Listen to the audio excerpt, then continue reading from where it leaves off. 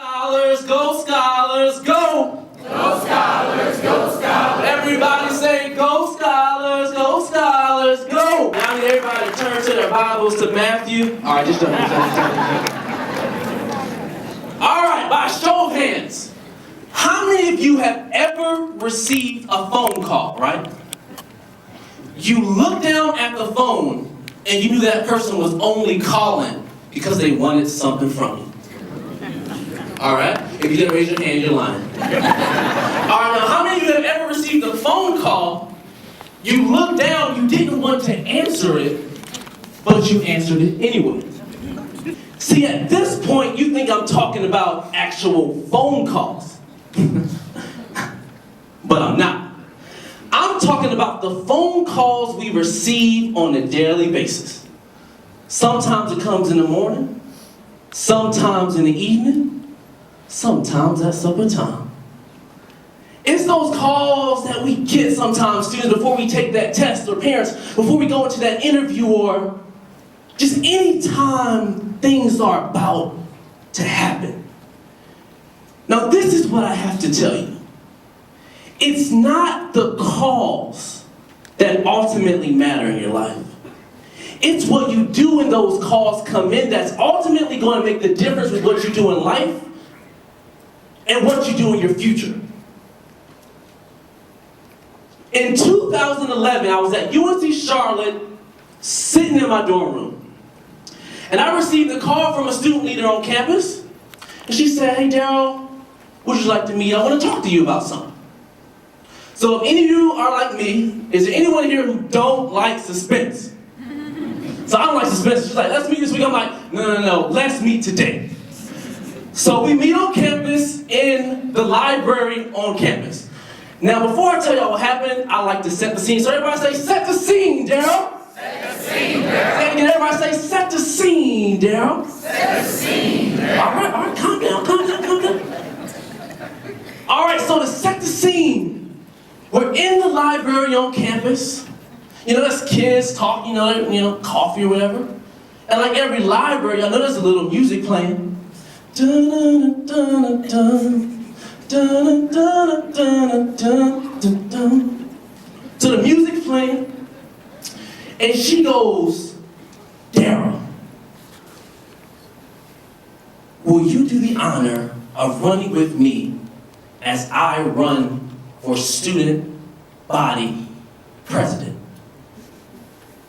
At that point, my heart stopped, y'all. And what she didn't also know was that those calls came in again, y'all. UNC Charlotte has 25,000 people.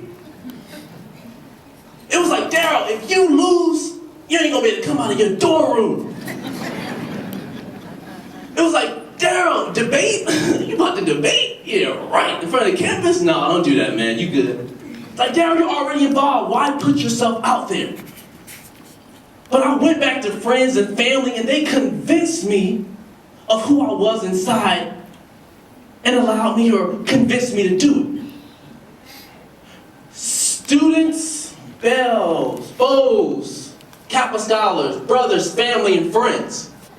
Studies have shown that you are the average of your 5 closest friends. Hands down. So if I take the salary of you and your 5 closest friends, now and in the future, I'm gonna be close to yours. If I take your weight, I'm gonna get close to yours. So be careful with who you spend your time with, because everything averages out. Everybody turn to the person next to him and say, "Don't mess up my average." Everybody say it again, "Don't mess up my average." Don't let them mess up y'all average, y'all be looking crazy. All right, so I decide to run for office. We post to the campus, we do all that. And then that moment comes when it's time to announce the vote. Now y'all know how I do. Everybody say, "Set the scene, Daryl." Set the scene, Daryl. Y'all give me more energy. Everybody say, "Set the scene, Daryl." Set the scene, Daryl. All right, calm down. So to set the scene, I'm in a student union, a huge rotunda, about 250 people waiting to hear who won. So I'm sitting there waiting, and the team I was running against Last name's Craven and Markham. All right? So we're waiting, and the guy gets on the mic. Not only was this the largest turnout in school history, but the closest, with just a difference of 19 votes. And this year's winner for student body president and vice president is the team of Craven Markham. How many of y'all have ever worked hard for something and it didn't wind up the way you thought it would be? Yo, I was devastated. So I was going back to my dorm, and it also was raining that day. I was going back to my dorm, I was in my dorm room actually, and I had a moment where I thought, I remember all the things that those voices told me before I ran, like, Daryl, if you run debating, or Daryl, if you're not gonna be able to come out of your room, I realized that everything that voice said was a lie.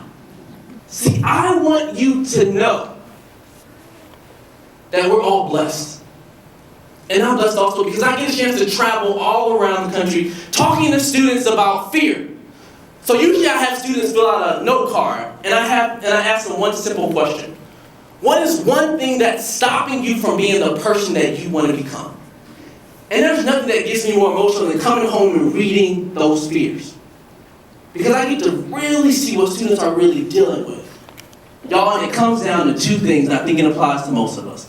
The two biggest fears, out of over probably about 1,300 fears that I read, it comes down to two things. Everybody say one? One is the fear of failure.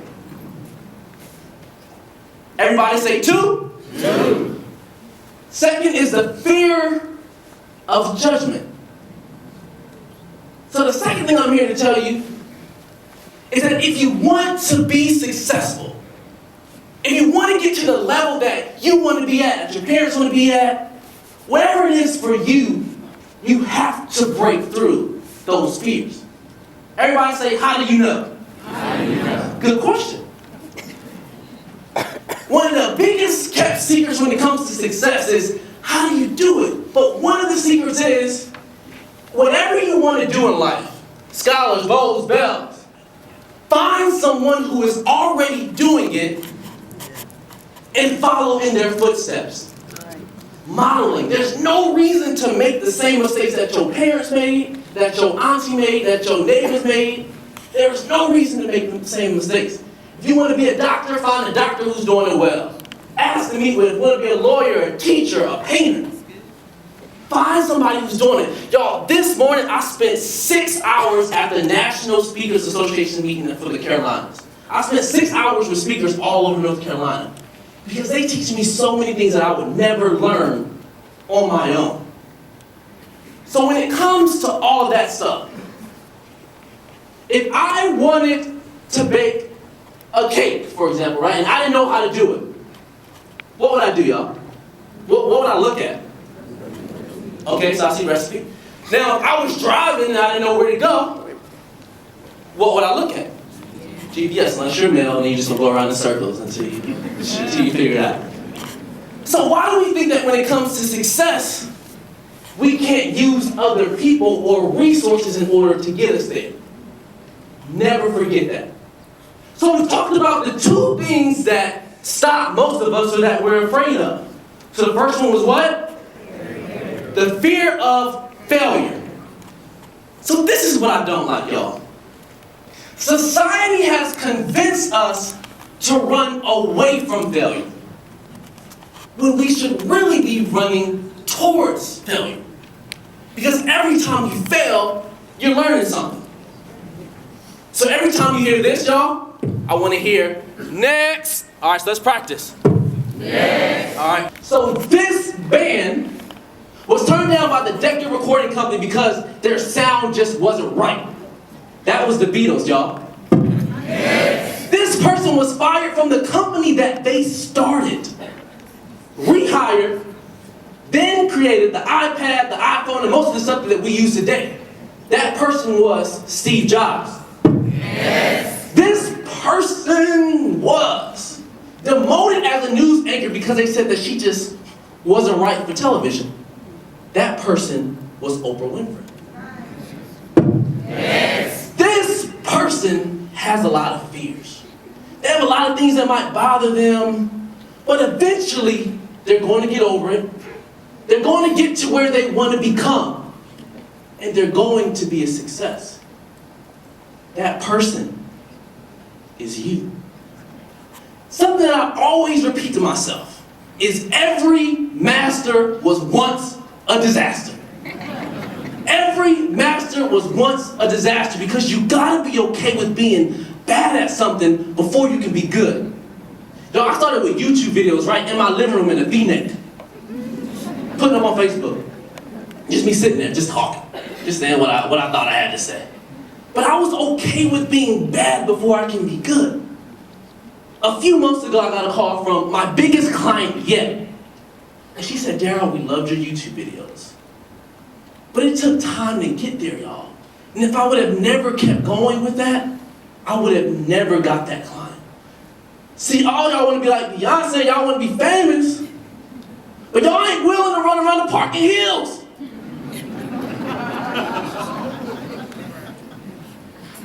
All y'all want to be like Fetty Wap. Baby, won't you come my way?